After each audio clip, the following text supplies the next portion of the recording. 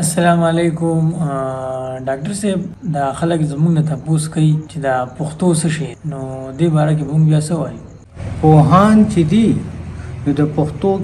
قسم پیژنګلو کوي او پښتو لکه اسلام که دین فطرت دی کنه نو د پښتون ثقافت چې دی نو دا یو فطری ثقافت دی او دا په یو ټکی او دوه ټکو کې راغونډول چې دی نو دا ممکن نه ده. خو زمانه یو ځل یو مشر تاسو کو هغه ادبي او کلتوري لحاظ سره ډیر پوه او ما ته وی چې زبستانه تاسو کوم چې دا پښتو څه شی دی. خو ما ورته یو خبره وکړه مې زمونږ په وجره کې یو جګړه شوې وه زمونږ د کورنۍ یو بلې کورنۍ سره نو هغه روغه نه کېده نو اخر کې خبره دې ته ورسېده چې ټول کلي مشران راټول شو او زمونږ وجره کې کېناست نو مې زما پلار ما ته وی چې زه دې جرګه کې نه کېنم او ته وجره کې یا که د چا چای پکاري که اوبه پکاري نو ته ورکوه زه کشر وم نو زما یو مشر تره راغی نو هغه ما ته وی پلار دې څه شو نو ما ورته مې کور دی نو هغه وی زه لیدی شم نو ما ورته مې ولې نه نو مونږ وجرې سره خوا کې کورو هلته لاړو نو زما پلار ته وی ته ولې دې جرګه کې نه کېنې نو هغه ورته وی چې دا تاسو چا سره جنګ کړی دی او په چا ملا سوچت کړی دی نو زه چې په اول جمعات کې وم د شپږو کالو یا د 5 کالو وم نو دې سړي زما پلار هسپتال کې داخل و او دې سړي زما د پلار خدمت کړی دی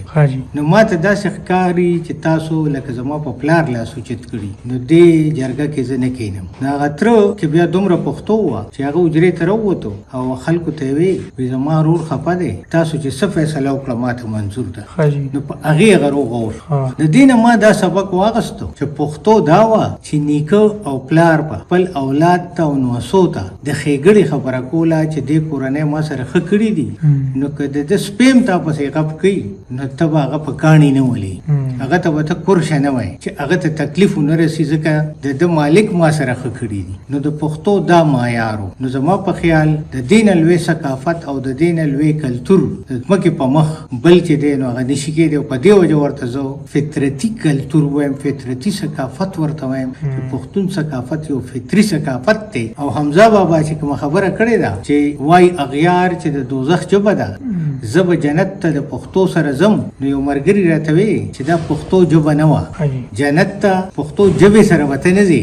جنت ته به پښتو کوډ سره ځې چې کوم پښتو کوډ آف لایف دی نو دا دومره ریچ دی دین ته دومره نږدې دی چې ته سوچه پښتون نو ته سوچه مسلمان کېدی ډېر په اسانه شي. د اسلام او د پښتو ډېر جوخت تړون دی. نو هغه کس ماته وی چې که حمزه بابا هم دا شعر په دې خیال ویلي چې دا ژبه ده نو حمزه بابا هم غلط دی. وی دا پښتو کوډ د پښتونولي ده چې هغې کې دا کوالټیز دي چې سړی پې جنت ته تللی شي که په صحیح معنو کې مثبت پښتو کوډ فالو. خو مونږ خلکو چې دا سم منفي خبرې په معاشره کې دي نو دا زمونږ نقصان دی دا د پښتو نقصان نه دی. څنګه چې اسلام مسلمان بدنام کړی